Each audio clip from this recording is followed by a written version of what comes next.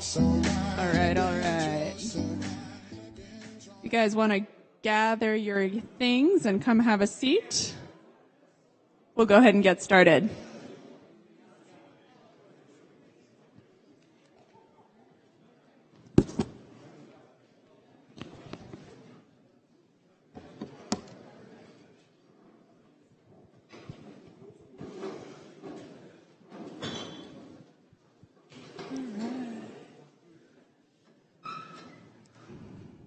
On over. Don't be shy. Take a seat in the front row. You know you want to.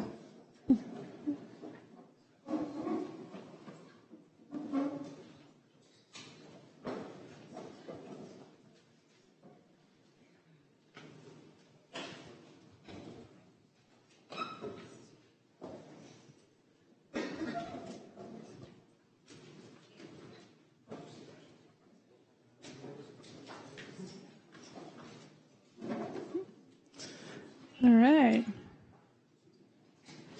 Got some seats over here in the nosebleed section. Lots of open seats. Okay. We actually have 4 speakers tonight, so I'm going to keep it pretty short. Welcome to Pinterest. My name is Una. I manage the engineering, ads, and commerce teams here at Pinterest. And I'm super excited to be introducing this particular Discover Pinterest event, although my machine learning knowledge is admittedly low, largely because I think machine learning is one of the most interesting and prevalent topics that we have in engineering today at Pinterest. We have machine learning engineers working in sort of almost every one of our core teams. They're in home feed, they're in growth, they're obviously in ads ranking, they work on email. We have them doing a little bit of stuff in almost all of our teams. We also think that machine learning at Pinterest is probably one of the most interesting places to do machine learning right now. We think that for 2 reasons. The most obvious one to most people would probably be our size. We're only a few hundred engineers, and what that means is that individual engineers still have massive impact every day. We're still at the point where most of our teams are only 4 or 5 people, and every engineer rolls out sometimes double-digit percentage gains on some of our key and most core metrics. Coming from one of the larger companies in the Bay, that's not the kind of incremental improvements you normally see. You normally see people working for months and months and weeks to eke out kind of 1% gains. While we're pretty small, we're also big enough that a lot of the infrastructure and sort of the key stuff to get going on the good stuff is already built. We already have a fair amount of our data pre-processed and digestible. We have tools to debug and tune and roll into production real models, and we have enough traffic to train those models on just really interesting data very quickly. More interesting, speaking of data, than our size is our data set. So I think we generally believe we probably have one of the best data sets in the Valley today. We have billions of pins, and each of those pins, sorry, this microphone is really hard to talk into. We have billions of pins, and each of those pins is labeled by hundreds, if not thousands of users with boards. Those boards, in turn, have names, they have descriptions, they have more pins that have even more links to boards, and they have users that follow them. All that puts together one of the largest human-curated webs of data that's available in really anywhere today. It also has some unique aspect of combining images and text. And that is really one of the things that allows us to take techniques from 2 pretty different areas and meld them together in ways that other people working on other data sets really don't have the ability to do. There's some people here who are going to tell you way more about the details of all of this. We have speakers coming from both inside and outside of Pinterest. In here.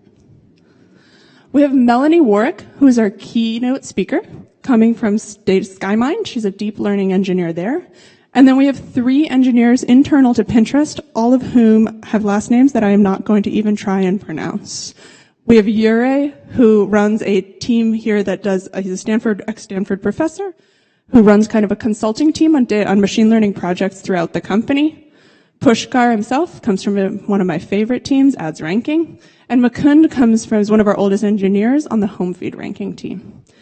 I hope you enjoy hearing a lot more about machine learning from the four of them, and have a good welcome to Pinterest.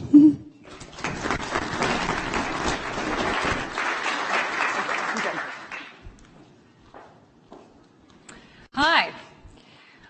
So thank you very much for having me here. As she mentioned, my name is Melanie Warwick. I work at SkyMind. We're an open source deep learning platform for Deep Learning 4J. And I wanted to talk to you guys today about, and let's see if we get my, well, anyways, while they're bringing up the slides, I came here today to talk to you guys or kick this off about machine learning, but I'm actually going to take you down a path in terms of talking a little bit about machine learning and then talking about AI.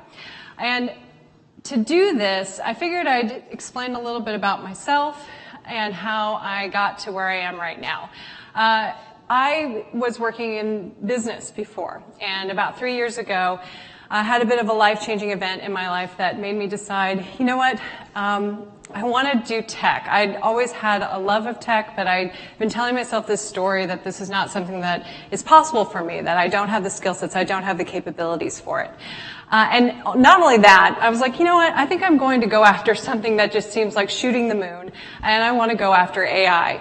I didn't know how to get to that. I didn't know what that meant. And I know that sounds all fun and fluffy and maybe mythological, but when I say AI, you know, of course, I'm thinking many different images I grew up with, some of the images that we've seen more recently. These are the things that meant AI to me, some kind of intelligent technology. So I figured, you know, to get there, I had to start somewhere and probably start learning how to talk to computers, learn the actual language of those computers. So I went to a boot camp, Hackbright actually, to learn how to code.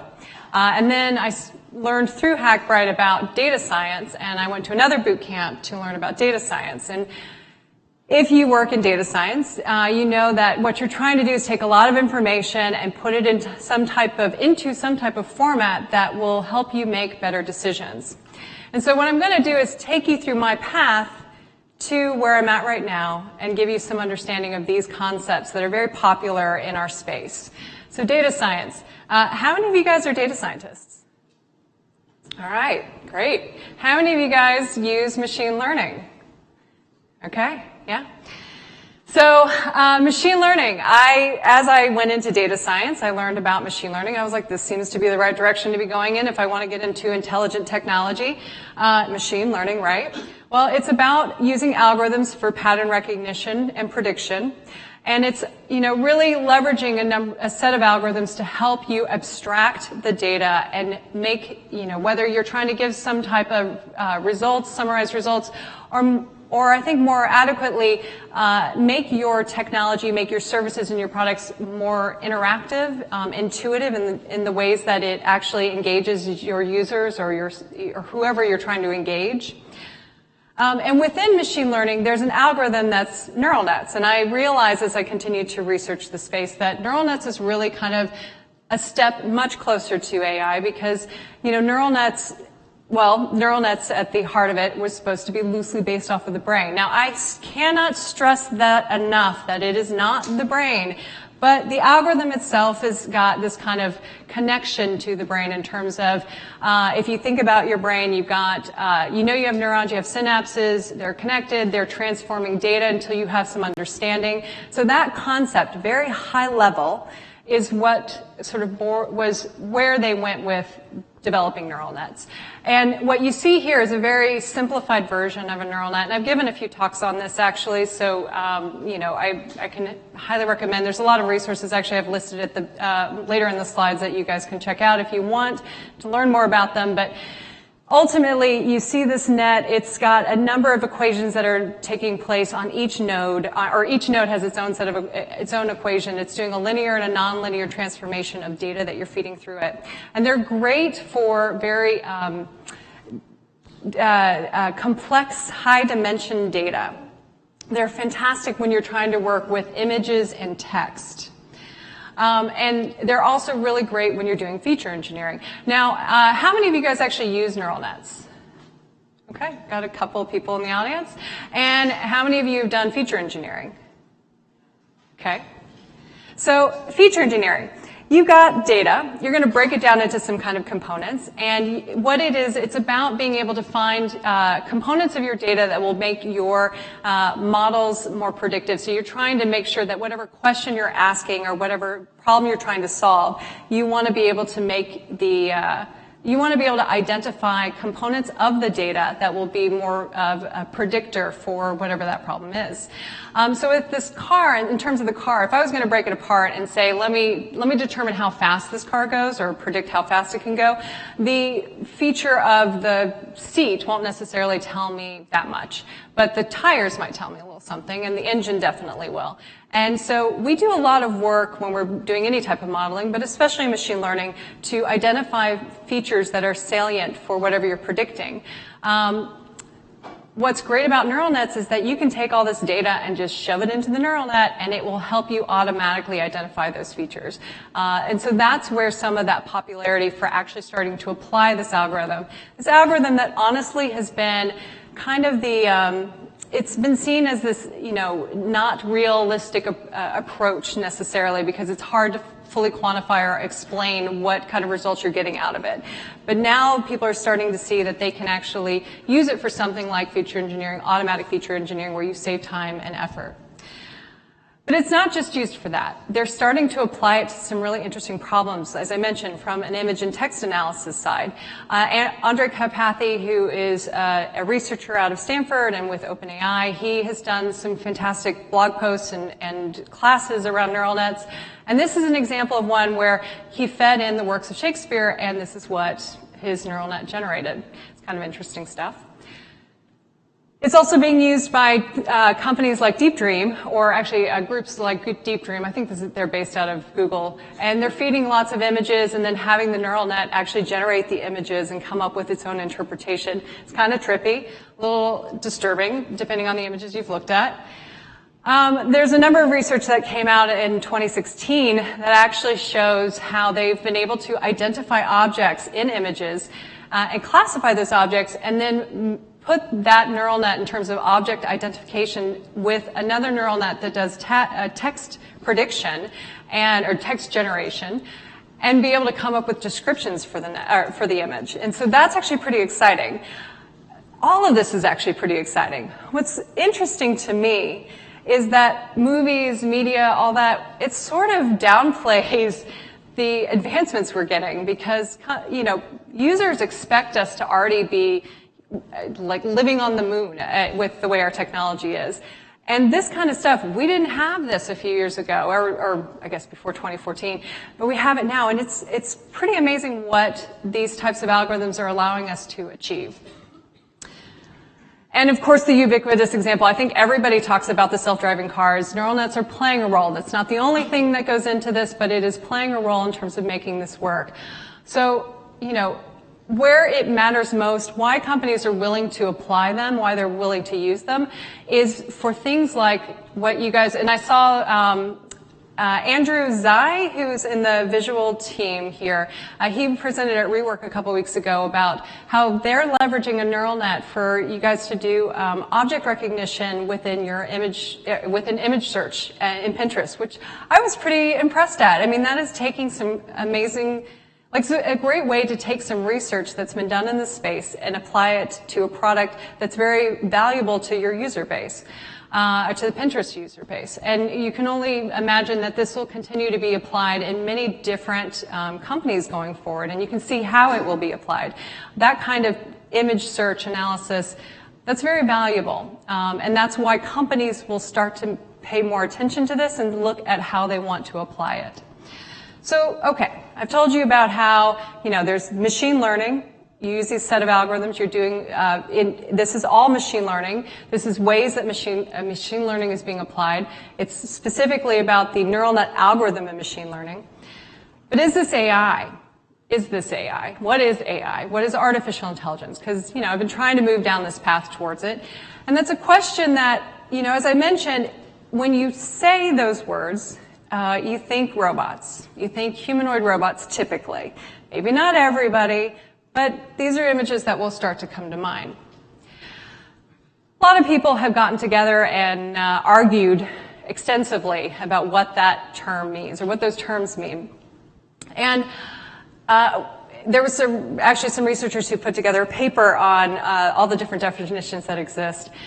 And it seemed to be there were some common themes about, it's about learning, it's about, this idea of reasoning and adapting what your knowledge is to the situation. It's having an optimal learning agent or having some level of intelligence in your technology that potentially, is at a level of human, maybe exceeds human. These are things that come up when you start to talk about intelligence in the technology. And then there's arguments about what exactly is intelligence. How do you know it's intelligent? What is consciousness? How do you know that there is some level of consciousness? It's interesting stuff, and I'm going to continue to go down this path and tell you a little more. I'm going to go a little off the rails, a little more in the whimsy, because when you say AI, it's a little bit mythological in some sense. It feels almost like it's not possible, and then also feels like it should have been already done. We've talked about it for so long now. And one of the people who's been a heavy researcher in this space said that, if you label something AI, when you finally actually achieve it, it no longer has that label because it's real now. So I read this great blog that, Wait But Why, that did a pretty extensive research and explanation about the space, and that's posted last year. And he helped break it down into kind of three sections in terms of how you want to think about artificial intelligence. There's weak, there's strong, and there's super. And so where we're at right now, we have artificial intelligence that's in a narrow, focused space. We have some expert machines that are helping us do things like beat us at chess, beat us at various games that we know how to play, as well as, we have computer viruses that can adapt and avoid being able to be detected. We have it helping us to do facial recognition. The self-driving cars, that's AI. That's narrow-focused machines that are performing at a level that's as good, maybe better, than what humans are able to accomplish. Where we aren't at, and what we're all looking, and actually to go down that path a little bit further, is that there was recently a research that came out from DeepMind, which was acquired by Google, and they beat a world champion in Go. And if you don't know what Go is, it's a much more complex game than chess. And when you talk about AI and you say it sounds mythological, and you hear about the games being played to beat AI or to show AI, well, playing games is actually a great space to be researching for this area. And the reason why is because it's hard to search that space, and that is a very complex space, and you have to get very strategic in terms of how what's the word I want to look for? You just have to be very creative in terms of how you're going to design the software to think about the space and quickly adapt, especially when you're working with an adversary in it. So when we talk about AI, and as I mentioned, neural nets are not the only thing in terms of how you're going to get to AI. There's a number of different areas of research that go into artificial intelligence. Game playing is definitely one, as I mentioned, but search, which is what game playing would be, is where you're seeing a significant amount of effort placed into research for AI. Being able to access the information that Google search can do in the amount of time that it can far exceeds anything you and I could do. And that's a big deal. But when we want AI, we want human level AI. We want to see human level of intelligence, and we are not there yet. And we may never get there. Or we may get there tomorrow. Who knows? The research is going on though right now. It's seriously being pursued. And human level AI is really the idea that, maybe we will get technology that has the skill level, the IQ level of a human at 100 or more. Some people wonder, will we get there if we take all these expert machines that we have and just collect them together?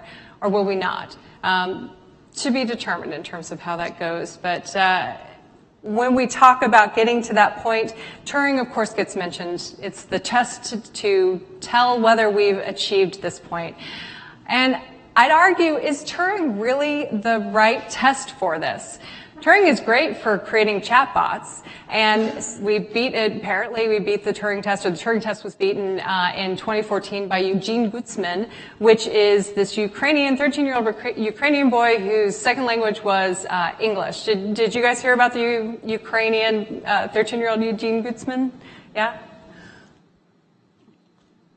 So the idea with the Turing test, if you don't know, is that you're supposed to have a computer and a human, and you've got human judges who are trying to assess whether that computer is human or not. And if they trick 33% of those judges or 30% of those judges, then it's proven that they've beat the test. But does that mean we've actually achieved human intelligence? Arguably, no, because, that's an imitation game, and that's the whole point of it. But are you really seeing some type of level of consciousness? And of course, what is consciousness, right? So some of the approaches to get us to human level AI is looking at how we can leverage hardware, how we can get our hardware to be as solid and as performant as our brains, in addition to how to get the software. And hardware, supposedly, we're there. We're there in terms of our microprocessors are faster than our actual neurons in our brains. There's a computer that they say that has been built in China. It's a supercomputer. It takes up a ton more space, like 720 square meters, so it's fairly large. But and I gotta look at this. It's the Tianhe 2. And they came up with this equation, basically, or they came up with a way to measure how fast our brains and how performant our brains are. And Kurzweil, in particular, who's a futurist who does a lot of research and writes prolifically around singularity, he actually helped define that the number of calculations per second in our brains is around 10 quadrillion, while they're saying that this Tianhe 2 is actually able to achieve, 3 times that or more. Granted, as you can see, it's using a significant amount more wattage in terms of power, and it's definitely, as I mentioned, taking up a lot more space. So are we there yet in terms of the size and the structure of our brains being able to fit the technology into that space? No, but we are getting there in terms of the hardware performing. But that's not what's going to get us to human level intelligence. It's the software. There's a couple of approaches that are going on to try to get us to the software. One of them being the whole brain emulation, which right now where they're at, they've got us to a level of a worm. And as you can see, as I've listed up there, they're around 302 neurons, while they estimate about 100 billion, although I've read a couple different accounts on this, but 100 billion neurons in our brains. So that's also a little far off. Then there's also some other ideas in terms of how to get us to that intelligence. But I think one idea in particular is being able to make the technology recursive and self-improving. And so that's where we start to talk through, if we can get us to human level, if it can self-improve and it can be recursive, then maybe we will start to go past that into the superintelligence. And some people think that if you can get to human level within a certain amount of time, that it will be a fairly quick turnaround. It could be, months, days, hours before you start to hit the superintelligence mark. That's where they call it the intelligence explosion, and they say that this would be the last human invention because once the intelligence is able to exceed ours, we won't understand it, we won't be able to keep up with it, and what's to stop it from just doing whatever the hell it wants? There's a number of different predictions, and yes, I'm going off into this is the la la land a little bit, but it's also, some of this is, it's kind of fun to talk about some of this potential where tech could go. So the predictions, there's a number of predictions from various sources, and researchers brought those all together and averaged them out to be 2040. So maybe it's 2040, maybe it's 2140, maybe it's never.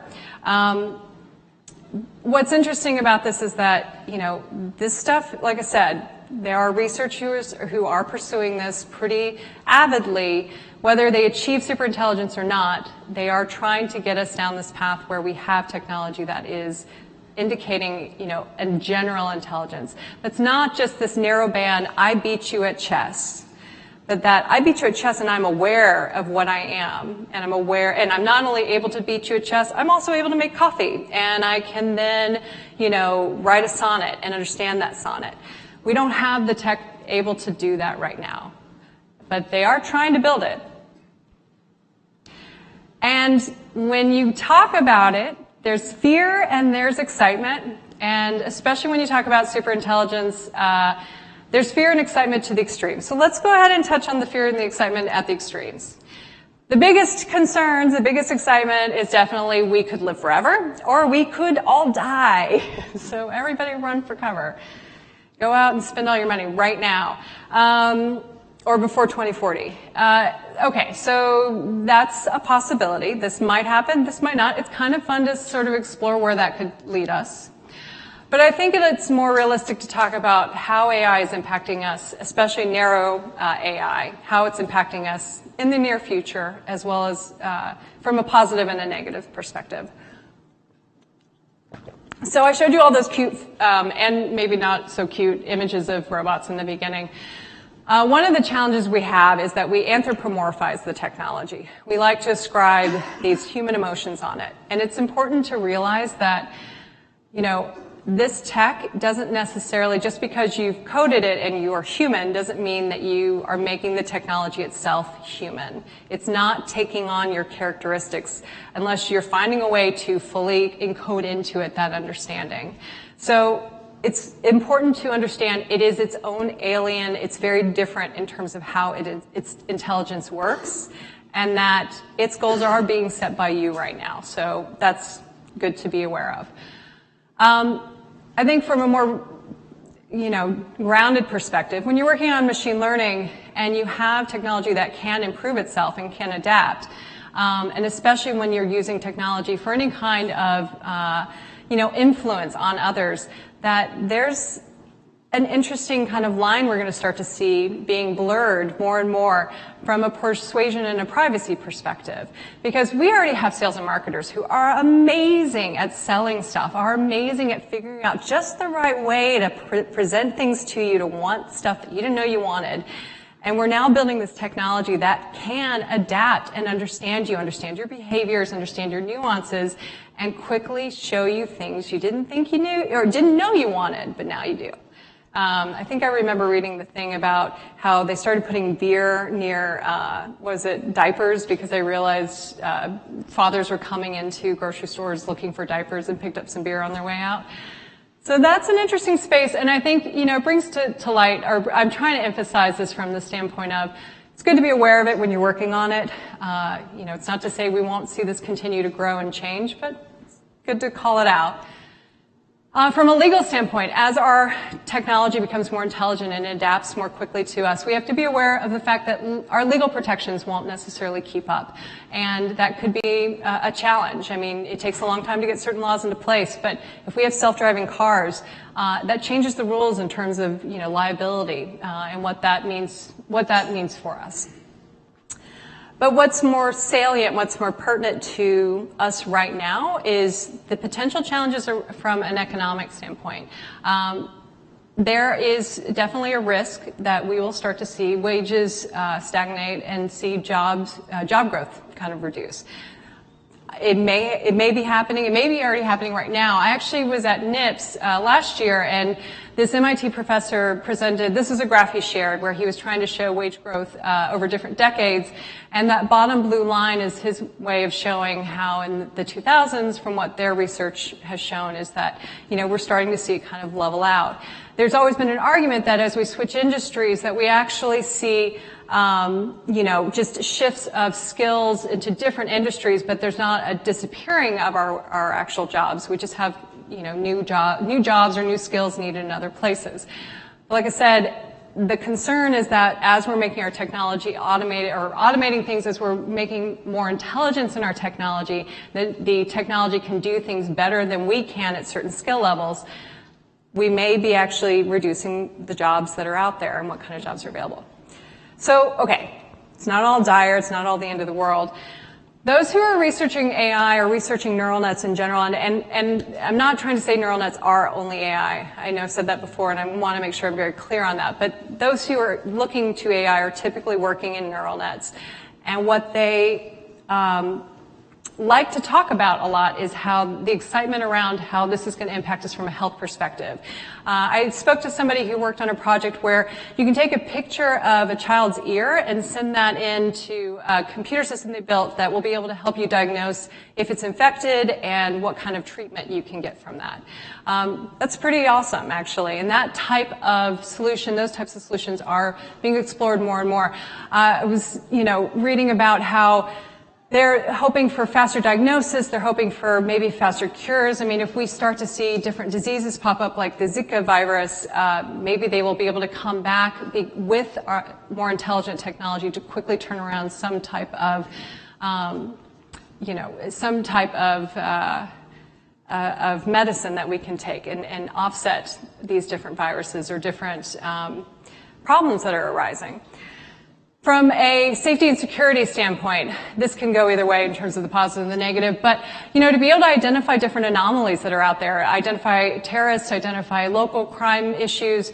Somebody at Google had told me that they're expecting from a safety side of things that when they have more automated cars on the road, that they're estimating around 1.2 million lives saved a year. From an environment standpoint, we talk a lot about global warming and the impacts that humans can have on the environment. I mean, we already see, utilities are looking at ways to use artificial intelligence to better plan their resource usage and where they can actually save, the impacts on their infrastructure and, potentially reduce and optimize how their resources are being shared. And, going back to a little bit more fun, we have, prosthetics that people are able to have implants into their brain, and they can potentially use brainwaves to manage and to move prosthetics. There's other potential opportunities for intelligent tech to be integrated into our bodies for helping us overcome different challenges we have, as well as maybe increasing our ability to work in the world around us. So those are things to think about when you talk about AI and you think about where this might be taking us. And then a few other things I wanted to touch on just kind of for fun, or not for fun. AI is going on. I mean, artificial intelligence is happening. You may not want to call it that. That term does get thrown around a lot right now. But we do see through machine learning, through neural nets, through other types of algorithms that are being applied, ways in which to make this technology more adaptive and integrated into the world around us.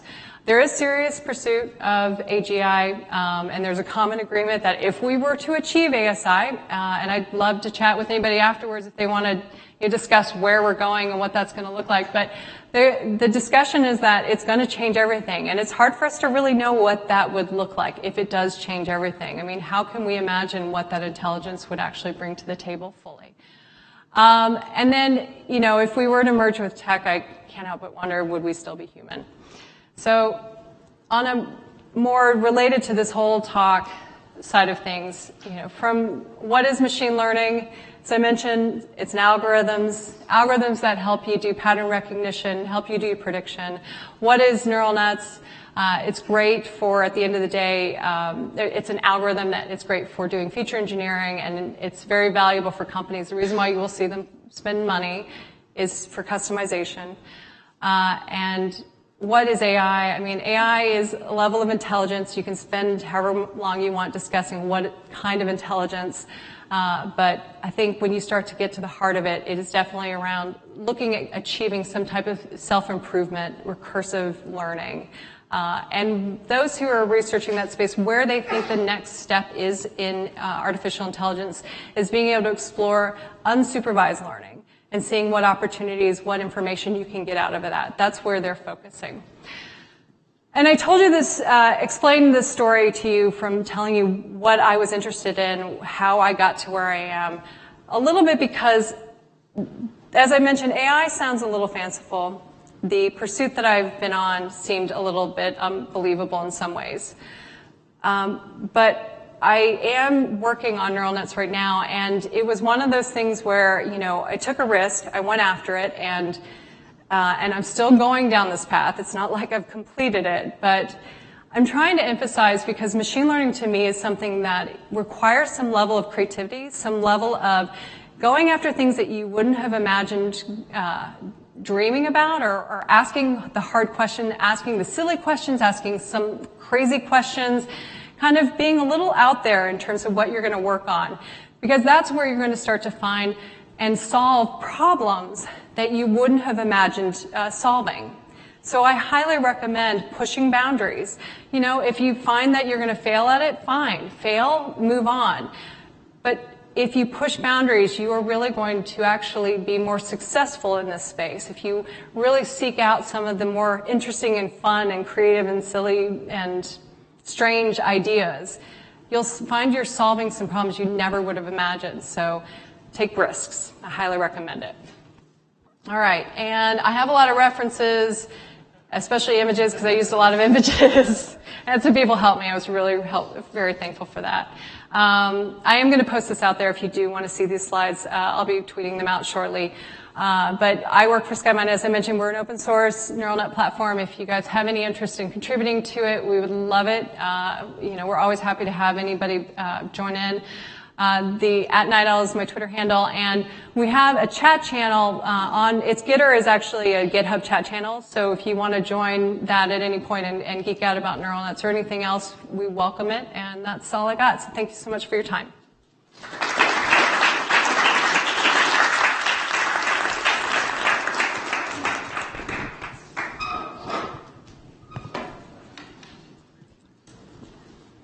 Okay, great, thank you. Good. Hello.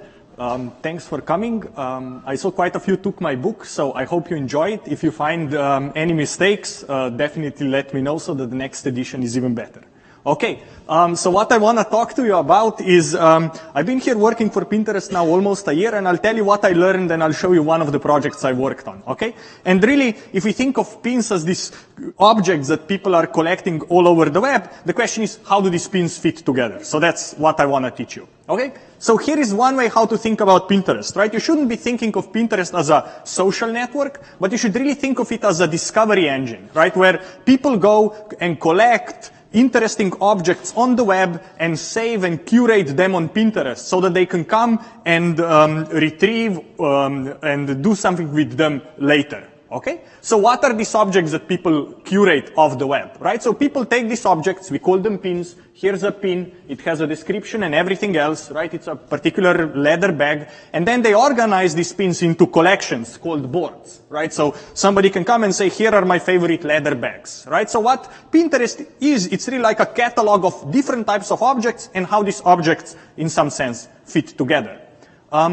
We have around 30 billion of these objects, and they are categorized into 750 million collections, or boards as we call them, right? And really, this is all done by humans. And the question is, can this kind of data about how these objects fit into collections, can it reveal anything about how would these pins fit together into a giant network, right? So how do these pins, these objects, how do they relate to each other? And this is really what I want to tell you about. And the reason why we may want to know how things relate to each other is because if you are serious about building any kind of recommender system, then you should know that if I recommend you one thing, how does that thing relate to all other things I can recommend you? Right? So that's kind of the reason why we want to understand relationships between these objects. Okay? So what's the question? The question is, can I go discover relationships between these pins and how to kind of connect them into a giant network? That's the task. Okay? So now I'll tell you how to structure this and how to think about it. Right? So the first thing is that I have to if I want a network, I need nodes. Nodes I have, right? Those are my pins, right? Those are the objects I care about. Now I need to define relationships. And for now, let's work with just two types of relationships. Let's talk about what is called a substitute, and let's talk about what is called a complement, right? A substitute, two objects are substitutable if one can be used instead of the other, right? So if you think about a leather bag, here are other leather bags. They are substitutes. But then projects are also, or objects can complement each other. So basically, one object can kind of be added on to another object, right? So for example, together with the bag, you can have a scarf or a set of sunglasses and things like that, right? So those are the complementary projects. So for now, I'll just work with these two types of relationships, substitutes and complements. Now, of course, if I'm able to identify the pairs of objects that are in the relationship, I can combine them into this giant network of all kinds of objects, and I understand how they fit together. Okay? So that's kind of what I want to do. So why is this useful for? How could I use this, right? The first thing is, this is very useful because I know the relationships, and I know what substitutes what, and I know what can be complemented with something else, right? So if I'm making recommendations, I can make much more context-relevant recommendations because I understand. Now I'll show you a few of the things. Once you choose one of them, I'll start recommending complements, for example, right? So that's the first thing. The second thing is that I actually also know these relationships. They are not undirected. They actually have a direction. So I know that one object can substitute the other one, but the other one may not substitute the first one. So kind of I know that people may navigate from one object to another, but not the other way around. The second thing that this network allows me to do, it allows me to reason about groups of objects. So in some sense, it allows me to discover these tightly knit groups or clusters of objects that are all substitutable with each other, right? So I can find these kind of micro categories of products that are very related to each other, okay? And another thing that this thing allows me to do, it allows me to reason about kind of groups of objects, right? It allows me to kind of start, for example, if I want to recommend it, I can start recommending outfits. I can start recommending, if you want to make a cocktail, here's a recipe, here's the alcohol, here's everything else you need to know, right? Because again, I understand the relationships, okay? So now, how do you go and build a system that allows you to do this? And there are really kind of two questions. The first question is, how can I model these pin-to-pin relationships? And the other one is, how can I go and explain the relationships to the user? So those are the two questions. So here is the problem setting. The problem, kind of the way, if you write it down, turns out to be very simple, right? I'm given two pins, X and Y, and what do I want to do? I want to predict whether there is a relationship between them, meaning whether they are substitute or complementary, right? So my goal, in some sense, is just to build a probabilistic model that will take two pins and tell me whether they're related or not. And, let's say that this P will be a probability. 0 means not related, 1 means related for sure, okay? So how would I go build that? Right? So let's kind of keep working on building this intuition, right? So the first thing I require a bit of training data, right? I need a few pairs of products for which I know are substitutable, and I need a few pairs of products that say, no, these are not substitutable, or these pairs are not complementary. And then what I want to do is I want to learn this predictor P. Now I have some set of parameters data, and I want to go over all my training data pairs of products for which I know are related, and I want those probabilities to be high, and I want to go over kind of all pairs that are not related, and I want those probabilities of relationship to be low, so 1 minus the probability is high, right? So now the game is figure out the status that make these probabilities work the way we want them to work. Okay? So now, I still haven't told you what this P thing is, right? So the first thing I need to do is, I need to decide if I have these objects, what will be their features? How will I describe them? And at Pinterest, we have really lots of data. I know a lot about these objects. I know their title, I know where on the web they are coming from, I know what board they belong to, I know I have data about the image, I know what users interacted with them, and so on and so forth. And the way I can now represent this object is as these super long, super sparse feature vectors, right? Where basically everything is zeros, and there are a few non-zeros, okay? And now I can start saying, okay, the probability that X and Y are related somehow depends on the distance, on the differences between their features, right? And because I have these parameters here, I can think that some features are more important for a given relationship and some features are less important. Okay, so that's again just a basic idea. This still doesn't work, right? The reason why it doesn't work is because the question is, what are the right features to use? And the second one is, how can I learn over these super sparse feature vectors and not overfit? So here is now how you would go about it, right? One way you would go about it, you'd say, I'll do some dimensionality reduction, right? Whenever we have too many features, not enough kind of things are super sparse, we want to smooth the data, want to do some dimensionality reduction. The way to think about that is in some sense that you want to take your data and project it into a lower dimensional space, right? You would do some SVD, or you'd do PCA, or you would apply latent Dirichlet allocation, something like that, right? That would take your pin and kind of project it into this much smaller dimensional space, where you could also have some intuitive labeling what these dimensions correspond to. And this is a fine approach, but it's not good, right? And the reason why it's not good is because these topics, these embeddings you will learn, will be good for you to explain how these features relate to the objects, but they won't allow you to make good predictions about the relationships, okay? So the point, what we want to do and how we solve the problem, is to really learn the low dimensional embedding that is good for predicting relationships and not necessarily good for explaining the features of the products, right? So in some sense, I want to learn the embedding of how to take the features of a product and embed the product such that I can estimate or predict the relationships well. And what turns out is that these embeddings are kind of very comparable to the kind of standard ones, but just things are shifted in certain ways such that prediction power is really maintained in the embedding. And this way, I now enjoy kind of the good features in a sense that I was able to lower the dimensionality of my problem, and I can do good predictions. Okay? So that's basically the idea. So there are still a few problems you have. So the first problem is that if you just do this embedding, then you still don't know how to think about the direction of the relationship. So you really need two models. First model says, are X and Y related? And then the second model says, if X and Y are related, what's the direction of the relationship?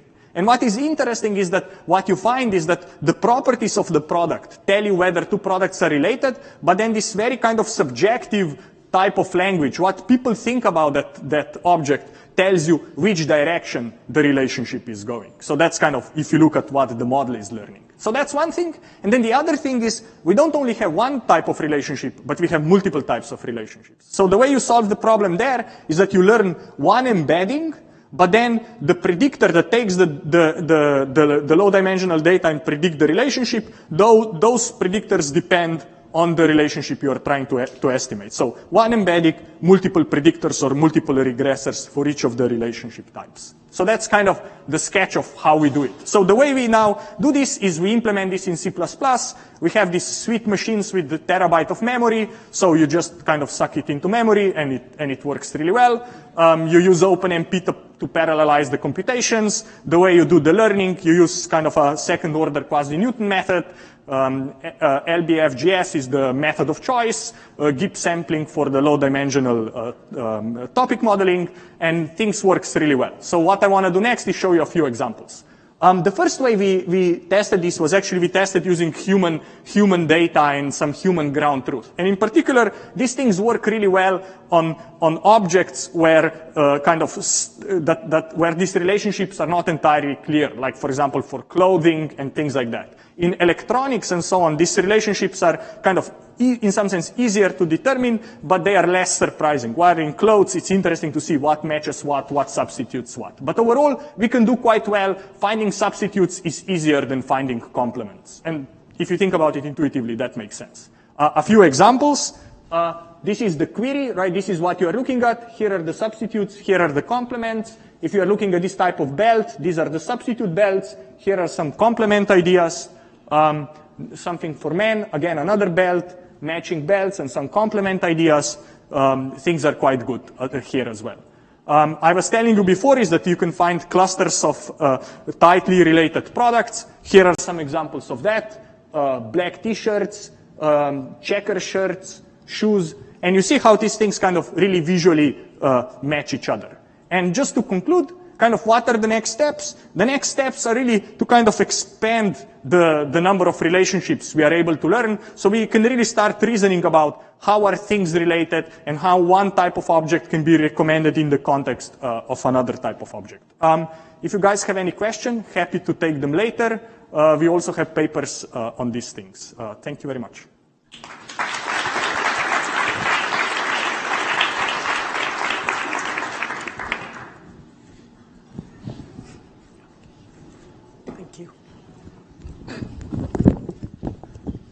Thanks, Jure. Hi, I'm Pushkar, and today some references. Today I'm going to talk about unsupervised topic modeling using Bayesian inference. So if one were to take a 10,000-foot view of Pinterest, as you pointed out, it's a network which connects users to the best possible content.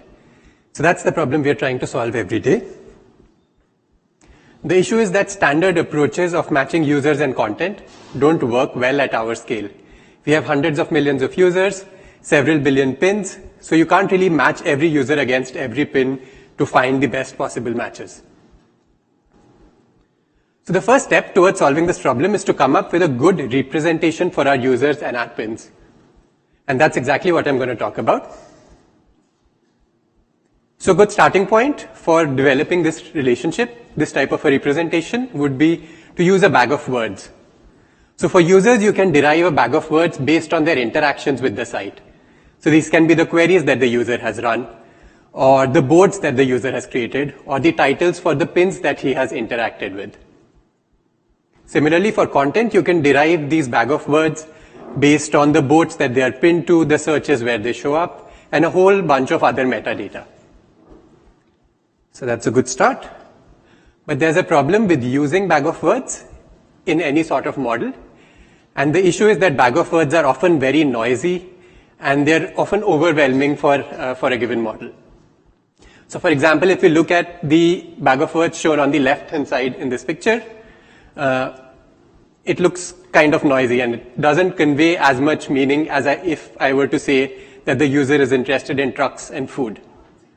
So how do we derive this kind of relationships automatically? And that's exactly the topic for this talk. I'm going to describe a system which we call pinference, which, given a user, pin, or a query, and a handcrafted hierarchy of concepts, it finds out the subset of nodes from the hierarchy that best describe this user, pin, or query. Okay. So for the next few minutes, let's punt on the question of handling queries which are free-form text, and just focus in on users and pins. Okay, so our journey begins once again at the humble bag of words. So we can derive these bag of words using the techniques I discussed earlier. And to really understand how these bag of words fit into our given hierarchy, we need to build a generative model. That is, we need to understand how these bag of words came into being. And if we can do that, we can also put them into our hierarchy at the right places. So our generative model will be a Bayesian net. And simply a Bayesian net is a directed acyclic graph where each node turns on depending on the states of its parents. So an example net is shown over here. So we can take our hierarchy and naturally push it into a Bayesian net. It just becomes the layers of our Bayesian net. And then we add another layer at the bottom, that is the set of all words from our dictionary. Okay, so this is the structure for our net. One more thing that we have in our net is that we associate probabilities with every edge, and these probabilities are used to define conditional distributions for every node given its parents. The way we define conditional distributions is we use a noisy OR for every node. So you take any node and look at the active parents, and a noisy OR of them gives you the state of the new node. So let's go through an example that will make things clearer. So suppose we have a user who's interested in health and in sports, and he's not interested in yoga. And what we want to determine is whether this user would be interested in dieting.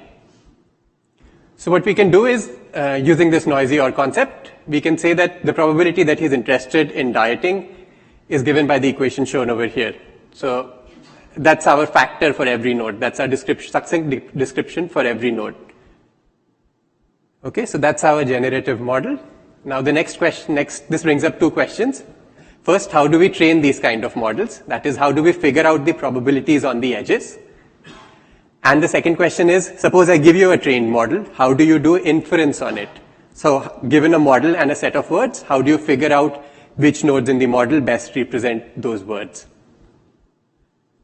So the good thing is these two problems are actually tied to each other. If you can solve one, you can solve the other. So let's see how we go about doing the training part. So our solution to training is to use the EM algorithm implemented over Hadoop. Abstractly in the EM algorithm, you take a bunch of examples. So you take a lot of data and throw it at a really simple model. So our starting model had all probabilities set to the same small random positive numbers. And then you see what sort of predictions does the model come up with, what sort of internal nodes light up for these words. And then you use these predictions to refine the model to come up with better probabilities which make the data more likely. And then you rinse and repeat. So that's a very abstract view of how we did training. We can discuss more details offline. More importantly, if you squint a little bit, you'll realize that the first part of this whole training pipeline, the E stage, is exactly the inference phase, right? So the part where you throw data at the model and see what it does is exactly the inference problem. So if somehow we can figure out how to do inference, we can also train the model. So if you can use the model, you can improve the model. So how do we do inference? So the bad news is that inference is a really hard problem for general Bayesian nets. It's been studied for a long time by folks in machine learning, and they've shown that it's NP hard for general nets. You can't really have an optimal algorithm for it. And it's also APX hard, so you can't even get close enough to a solution and declare victory. So in the machine learning community in the late 1990s and in the 2000s, they came up with several techniques to do inference over reasonably large networks. But unfortunately, these techniques don't scale to our size. So we had to innovate a little bit and get around these problems. So here is what we did. So before I get into the details, one way to think of the state one way to think of any given internal configuration is to think of it as proof for a given input. Any state describes a hypothesis on how we believe this input was generated, and the probability of getting to an internal state is the measure of how strong our belief is. So if you could enumerate all possible internal states for the network, and then find the probabilities associated with each of these states, then you can take expectation over these probabilities and get the activations for every node.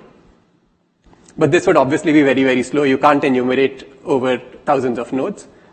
So what we did was, we came up with a technique to find just the best possible internal configurations that explain a given set of words, and then average over just these best possible internal configurations. So how do we do that? We use a technique called local search. So what we do is we begin with a random assignment of nodes, say all nodes turned off. And then we slowly perturb this assignment to come up with better explanations for our given set of words. So in each step, we flip the state of one of the nodes and see if it gives us a better explanation. And we keep doing this until we run out of compute resources or after, say, hundreds of steps. And what we found was that towards the end of this local search, we had really good explanations for our given input set. And if we average those explanations, we get a really good activation set for these set of words we have. So recall that I punted on the question of handling free-form text. The way we do that is we simply use our search backend to bootstrap the bag of words. So suppose you give me any query, like rooftop gardens. I'll hit the search backend and look at the results that are returned for this query. Then I'll look at the metadata associated with each of these results, and that gives me the bag of words. And this bag of words can again be shipped through Pinference, and you get topics or verticals for this query. So kind of a cheap hack once we have stuff working for bags of words.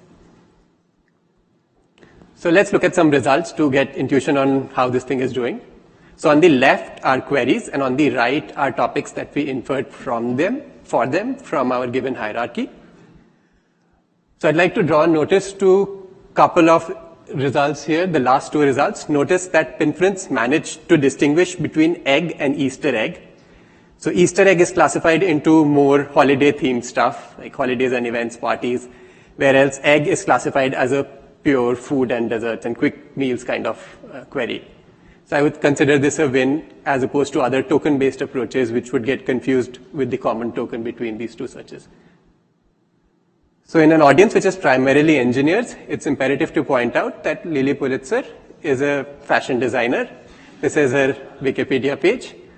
So Pinterest got this right as well, and this was news to me as well. So seems to be working well. Okay, where else can we go with this? So apart from keeping us abreast with the latest and greatest fashion, Pinterest has also found some uses in our ad stack. So in particular, as would be most obvious to you guys, we use it in our click-through rate models to predict how good a piece of content is for our users. We also use it as an implicit signal in ad retrieval to find the best content that can be shown to a given user. We also use Pinterest as an explicit targeting signal. So advertisers can explicitly mark out nodes from the hierarchy and target their content based on our Pinterest labelings. And finally, we also use it for broad match and for keyword filtering. So broad match is the problem where you want to take a given query and expand it to a list of related queries that the advertiser may have missed. And keyword filtering is the problem of removing poorly targeted words. So in both of these cases, we have found Pinterest to be a really good match for the problem. And that's all that I wanted to say. If you have questions, let's catch up offline.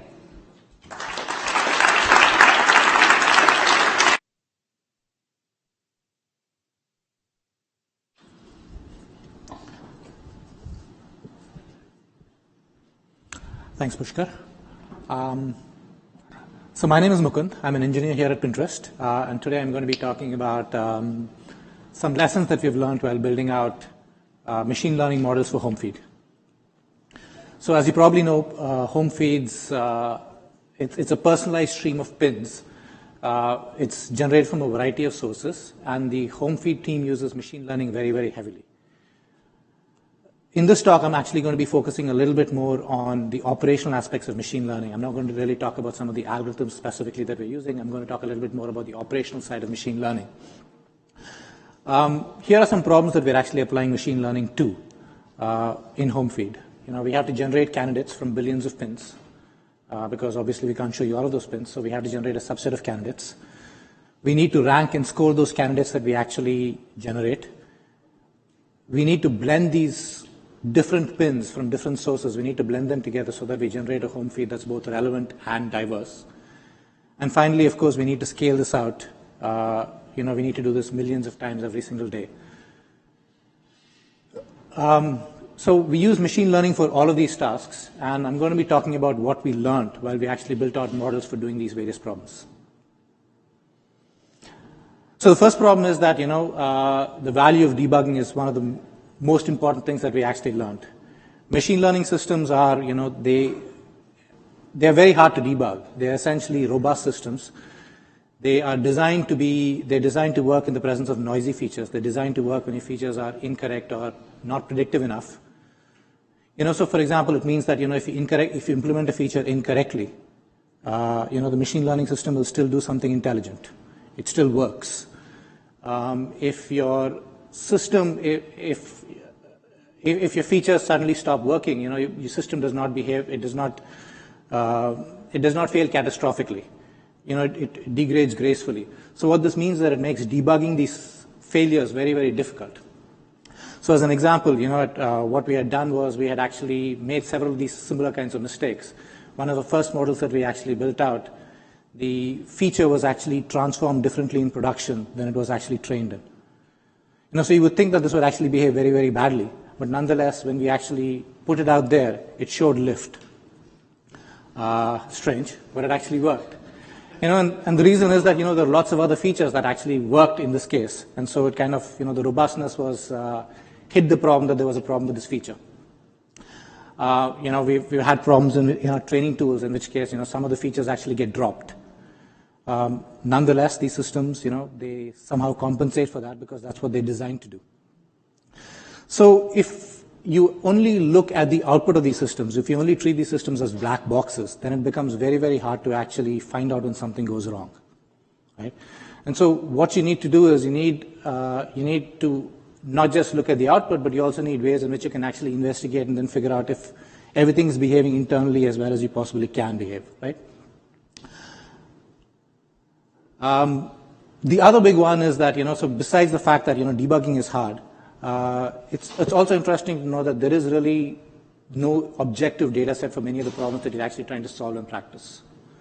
There's a lot of subjectivity that goes into your choice of data set. So for example, if you're actually trying to build engagement prediction models, very often what you would do is the training data that goes into these models actually gets sampled from your logs. And depending on, for example, when you actually sample those logs, the training data is actually going to look very, very differently. So for example, in our case, if we actually sample the data in the December-January timeframe, we expect to see lots of new users. If you sample it in the October-November timeframe, you won't see as many new users. So the data set actually looks quite different depending on the time of the year that you actually sample the data set. We know, for example, that if you're actually we know that for example, we make certain choices about the data set, and that choices, for example, depending on computational constraints.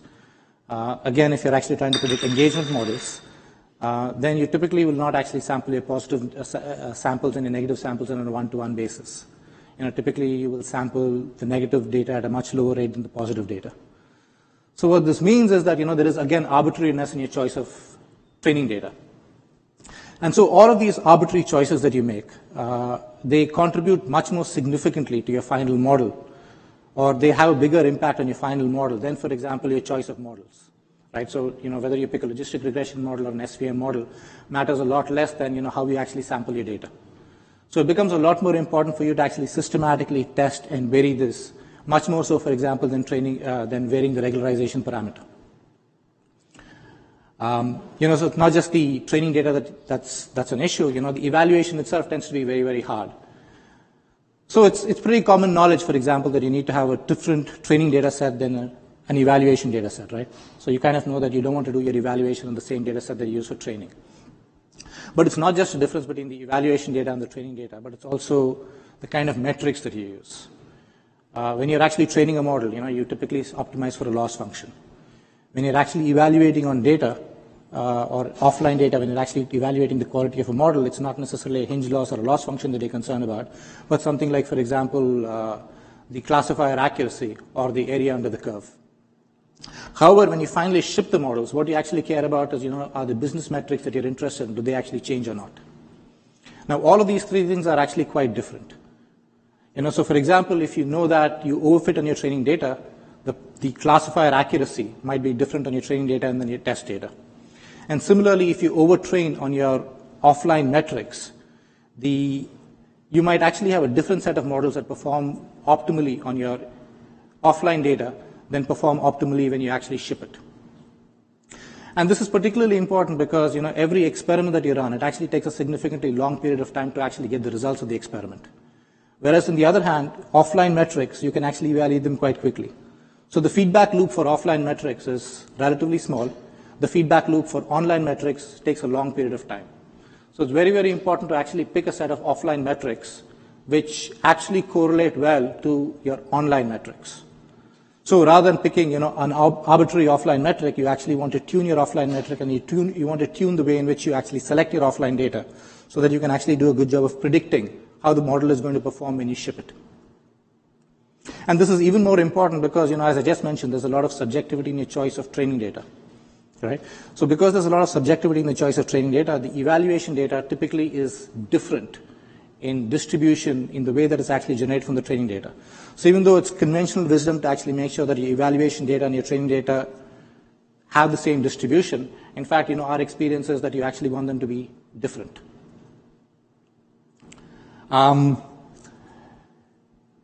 So this is, also maybe obvious, but, you actually want to invest significantly in your automation processes. There are two aspects of automation. One of them is that you want essentially a push-button process to take training data and then generate a model out of it. You want to make it very, very easy for you to actually build these models so that you can constantly be retraining new models, make it easy for new people to generate new models. There's another aspect of automation, which is you want a stable, predictable process. The idea being that if you train a model today and you train a model next week, you don't want the models to be wildly different. You want your automation process to be robust and stable so that you can actually, with high confidence, train a model on a regular basis and know that you're making progress. So automation, essentially, in my mind, automation means both of these things. And having a good automated system means that, it essentially lowers the barrier to experimentation. You can try out lots of variations easily. It reduces the temptation to actually bundle lots of different changes into a single experiment. It means that when you want to try out something new, you have an easy way to actually generate a baseline based on the data set that you're actually trying it out on.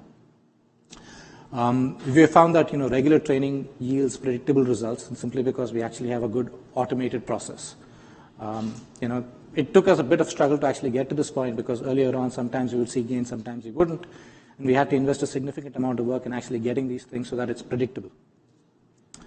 In fact, one of our goals is that we want to make sure that we have a process that anybody who's not even very familiar with our processes can go through a documented process and then build a model which is roughly on par with our production models. So of course, if you actually have a good, highly automated system, you can build lots of models. And that's kind of one of our goals. We want to make sure that you can actually build more models, you can use more data, more features, run lots of experiments. And this is especially important because it's hard to tell upfront what's going to work well and what's not going to work well.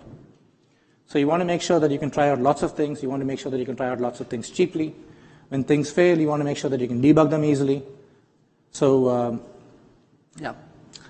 Now, if you're building out lots of models, one important thing to keep in mind is that, you end up with lots of models. So at this point, we literally have hundreds of models in production.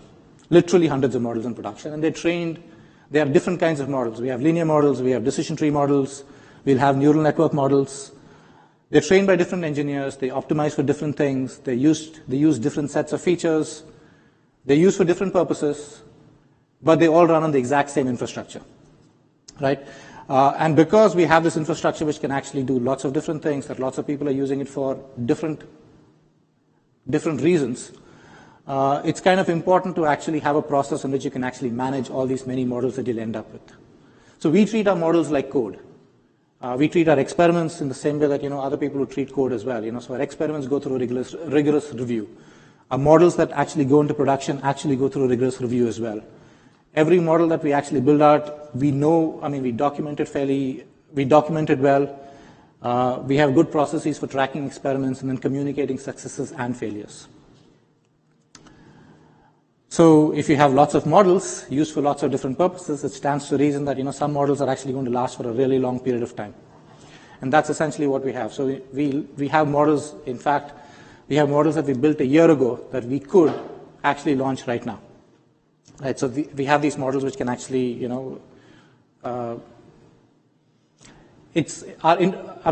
have the capability to run old models, and we do this every now and then. We actually run old models. We do this for a number of different reasons. We definitely want to be able to do long-term holdouts. We want to make sure that every once in a while we can actually go back and then test out an old model and then see if there's really a significant difference between the old models and new models. So what this means is that the lifetime of the model and the lifetime of your infrastructure have to be decoupled. Right? At this point, we literally are at the point where our infrastructure is changing, but our models are still the old ones. So it means our new infrastructure has to be able to run our old models. And the other aspect is that we want to be able to use the same models in very, very different kinds of environments. We want to be able to use this in an online production serving environment. We also want to be able to use this offline in Hadoop. We want to be able to run this in batch mode. So we have these requirements that even though these environments look very, very different, we want to be able to run the exact same models. We want to be able to get the exact same answers, regardless of where we run them.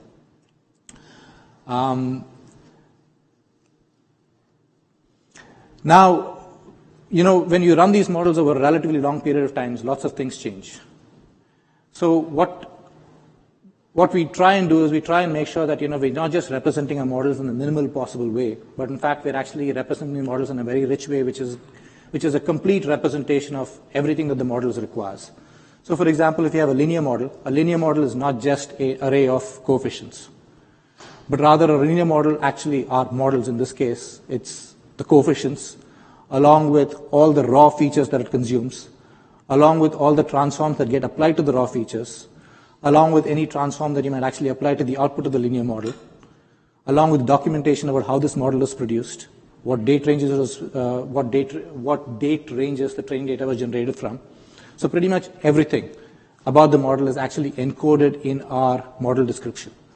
So we actually have our own model specification language. Our models are actually not written directly in code, but we specify them as configs, which means that, again, it outlives our infrastructure. Our infrastructure goes from C++ or from Java to C++ to whatever. But in our models, we have a specific domain-specific specification language, and that specification language is independent of the language that we actually implement our infrastructure in. This config, the other advantage of this config is that it's manipulatable by tools. So we can refactor these things. We can actually find out, for example, if a particular feature is actually being used in any model anywhere. So when it comes time to deprecate certain features, we can actually find out, hey, is this feature actually active in production or not? Again, that becomes important because our model lifetime is long, right? 1 year long. The other thing is that, a related thing is that you actually need to minimize the dependencies in the environment. So you can't have features which are implicitly encoding factors of the environment. So everything that the model requires is completely specified in this language. So, we talk about machine learning, but, when you build machine learning systems, there's much more to machine learning systems than just the machine learning. The infrastructure is a critical piece, obviously because of the scaling, but also infrastructure enables lots of things.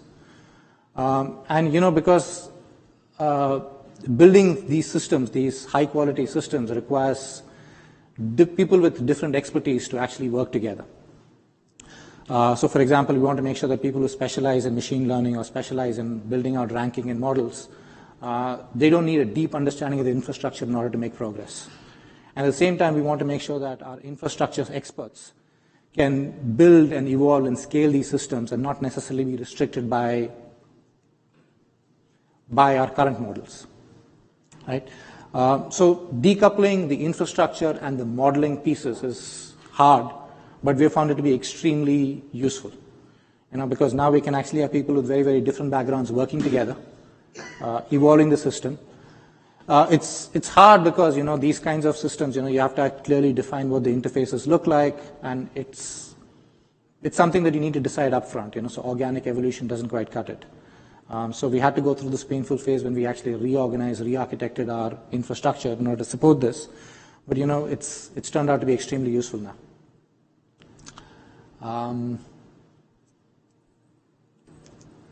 Right. So the last piece is that, since the models actually run in very, very different environments, there's a tendency to believe that all these environments are equivalent, but they are not. When we actually launch this in production, production has, for example, production, our online serving infrastructure. There are much more restrictions, or there are much more constraints on production serving infrastructure. It has to deal with missing data. An upstream service might actually, data that it consumes from upstream services, that might go missing. So it has to deal with failures in upstream systems. It's important to actually specify what the fallback behavior is in these various different failure modes, which you don't necessarily have to do, for example, if you're just running it in R or on your desktop or even in Hadoop. Right? So making sure that the behavior of this online model and this offline model is consistent also takes work. And a lot of that is, just investment in monitoring and measurement and debugging. And so as many of the previous speakers have mentioned, Pinterest, we operate at a fairly high scale. We already have 100 million users who visit the site on a regular basis. We work well on our way to our next 100 million users. The set of users that we have is, it's vast, it's diverse. And modeling these users, because we're actually building out personalization systems, modeling these users is a big challenge simply because of the diversity of our user base. The other aspect of it is because the users are so diverse, stuff that actually works for the majority does not necessarily work for our current minority. As we started going beyond just a US-centric product, as our product is more and more international, it's more and more important that it actually works for different kinds of use cases, right? So the product has to work just as well for these niche populations as it does for your mainstream population. You want to make sure that when you actually do your optimization, when you run your experiments, when you actually do your measurements, you not only just measure aggregate effects across the entire population, but you also measure the effect on small subgroups, right? And so, the experimentation, the monitoring, all of that stuff actually has to reflect these needs. And it's not just about the user. The same holds for your content. So we have an amazing amount of content, and obviously because the corpus of content is so large, the content tends to be very, very diverse. Modeling this content well is critical, and making these trade-offs. When we decide what we actually show the users, we actually have to make sure that we actually show the users diverse and relevant content as well. And so these are all challenges that we're currently working on, and it's as Onur mentioned, this is an interesting problem. You're having impact on hundreds of millions of users. And it's a relatively small set of engineers working on these problems. So if you're interested, come talk to us, come work with us.